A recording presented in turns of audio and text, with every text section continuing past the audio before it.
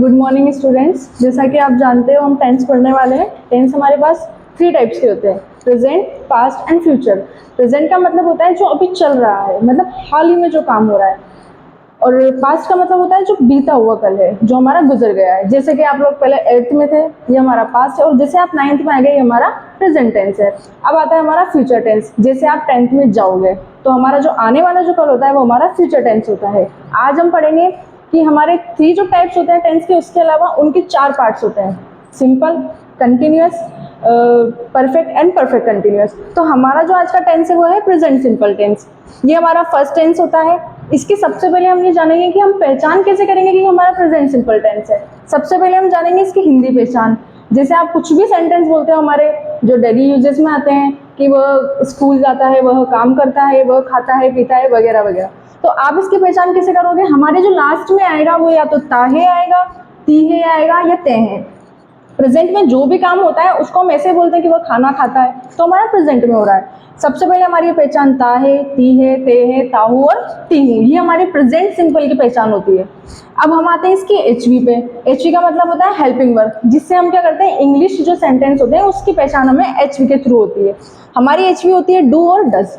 अब आप लोगों के दिमाग में कंफ्यूजन आएगा कि डू का यूज कहाँ होगा, डज का कहाँ होगा। तो यहाँ लिखा हुआ है डू का यूज होगा आई, वी, यू, दे। जहां हमारे प्लूरल नाउन होंगे वहां सब हम सब क्या करेंगे, डू का यूज करेंगे। और जहां हमारे आएगा ही, शी, इट और नेम, अगर किसी का भी नाम आता है, ही आता है, शी आता है, इट आता है, जो भी हमारा सिंगुलर नाउन होता है उसके साथ हम डस का यूज करेंगे। ये हमारी एच वी हो गई। अब आता है हमारा वर्ब। वर्ब की फर्स्ट फॉर्म आएगी और एस, ई एस या आई एस आएगा। अब आप लोगों को ये ध्यान रखना है कि डू डस का यूज कहाँ होगा और एस, सी एस या आई एस का वर्ब के साथ कहाँ यूज होगा। डू डस का यूज होगा सिर्फ और सिर्फ हमारे जो अफर्मेटिव, इंट्रोगेटिव और नेगेटिव है, sorry, negative, interrogative, interrogative, negative है, उनमें हमारे डू डज का यूज होगा।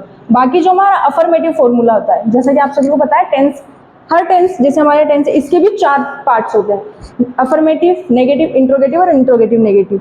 तो डू डज का यूज कहाँ होगा और एस ई एस का कहाँ होगा? S E S, I S का यूज होगा सिर्फ अफर्मेटिव में, जैसे कि वह विद्यालय जाता है, तो ये हमारा अफर्मेटिव सेंटेंस है। ही गोज टू स्कूल, तो गोज के आगे हम क्या लगा रहे हैं यहाँ पे, जी ओ ई एस। वर्ब तो हमारी सिर्फ यही है, हम ई एस क्यों लगा रहे हैं? क्योंकि यहाँ हमारा सिंगुलर नाउन आ रहा है। अब हमारा ये क्लियर हो चुका है कि अफर्मेटिव में हमें सिर्फ एस ई एस वर्ब के साथ लगाना है, आई एस और एस सी एस लगाना है, ठीक है। अब हम देखते हैं कि डू डज का यूज कहाँ होगा। जैसे आप लोग देखो यहाँ पे फॉर्मूले लिखे हुए हैं। अफर्मेटिव में सबसे पहले हमारा सब्जेक्ट आएगा। सब्जेक्ट क्या होता है? जिसके बारे में सेंटेंस में बात होती है, जो वहाँ काम कर रहा होता है वो हमारा सब्जेक्ट होता है। वर्ब क्या होती है? जो काम कर रहा होता है, क्रिया। जैसे आप लोग खाना खाते हो, ये आपकी क्रिया ही है, ये हमारी वर्ब हो गई। अब आए यहाँ पे एस, ई एस और आई एस। अब आप लोग देखोगे कि तीनों बाकी फॉर्मूले में कहीं नहीं लिखा हुआ है, ये सिर्फ अफर्मेटिव में लिखा हुआ है। तो आप लोगों को ये ध्यान रखना है कि अफर्मेटिव में वर्ब की फर्स्ट फॉर्म के साथ एस, ई एस या आई एस का यूज होगा। फिर सेकेंड आता है हमारा नेगेटिव।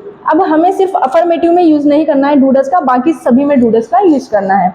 नेगेटिव में क्या आता है? हमारा सब्जेक्ट, वही जो काम करता है।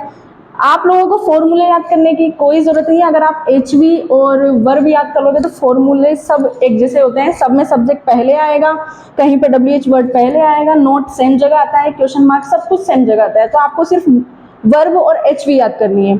अब नेगेटिव जो हमारा फॉर्मूला है, सबसे पहले सब्जेक्ट आएगा, डू डज आएगा, डू प्लूरल फॉर्म के साथ, डज सिंगुलर फॉर्म के साथ। डू डज के बाद हमारा नॉट आएगा, जो काम नहीं कर रहा है उसको यहाँ पे बताएगा नॉट। फिर आएगी हमारी वर्ब और फिर आएगा हमारा ऑब्जेक्ट जो भी बचा हुआ है, ठीक है। उसके बाद आता है हमारा इंट्रोगेटिव। इंट्रोगेटिव का मतलब आप अफर्मेटिव तो समझ गए हो, साधारण वाक्य। नेगेटिव समझ चुके हो, जहाँ नहीं में हमें सेंटेंस दिखेगा। अब इंट्रोगेटिव क्या होता है? इंट्रोगेटिव का मतलब है वहाँ क्वेश्चन पूछे जाएंगे आपसे 2 तरह से। इंट्रोगेटिव हमारे पास 2 तरह के होते हैं। एक होता है हमारा डब्ल्यू एच वर्ड होता है, एक होता है हमारा डू डज वाला। मतलब कि जहां पहले प्रश्न पूछने वाला शब्द आ जाएगा वो हमारा डू डज वाला है, और जहां सब्जेक्ट पहले आएगा वो हमारा डब्ल्यू एच वर्ड वाला है, सॉरी।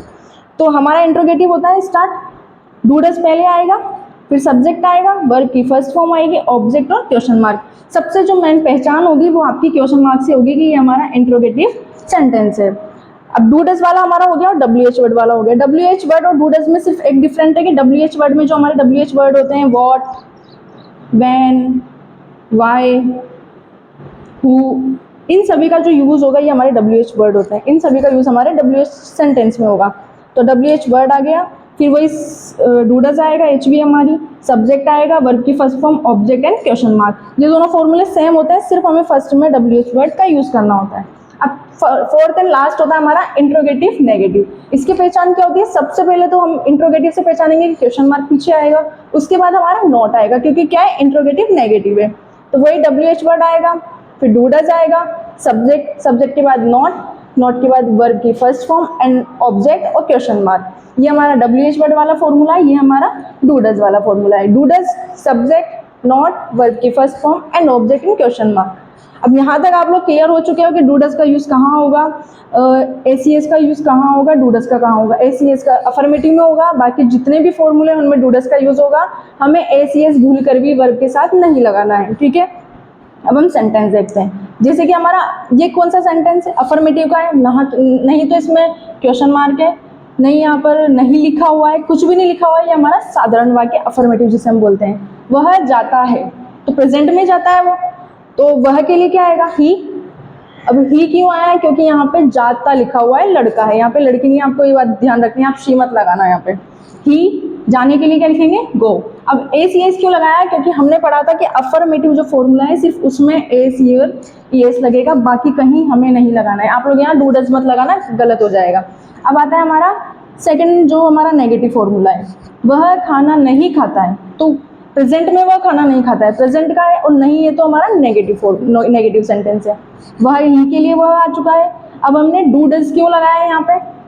क्योंकि हमारा नेगेटिव है, नेगेटिव के साथ हमारे सिंगुलर नाउन है, सिंगुलर नाउन के साथ डस का यूज होता है और प्लूरल नाउन के साथ डू का यूज होता है। ही, डस, नहीं के लिए नॉट आ चुका है, ईट के लिए, ईट का मतलब होता है खाना, खाने वाला, और फूड का मतलब होता है खाना पकाने वाला, ठीक है। यहाँ तक क्लियर हो चुका है। आपको ये जो सेंटेंस होते हैं ये कैसे जमाने होते हैं, जो ये फॉर्मूले लिखे हुए हैं इसके अकॉर्डिंग जमाते जाओगे, आपका सेंटेंस सही होता जाएगा। सब्जेक्ट की जगह आपको पहले देखना है सब्जेक्ट क्या है, मतलब काम कौन कर रहा है, तो वह, ये आ गया हमारा। अब आया डूडस, तो इसे देख लेना है कि सिंगुलर है तो हमें डज लगाना है, प्लूरल है तो डू लगाना है, ये क्लियर हो गया। अब इसके बाद नोट लिखा हुआ है, ये सेम टू सेम लिख दो। अब वर्ब आ रही है हमारी, वर्ब क्या कर रहा है, खाना खा रहा है, तो खाता, ईट, और जो बचा हुआ है उसके लिए फूड आ जाएगा, क्लियर। अब थर्ड आता है हमारा इंट्रोगेटिव।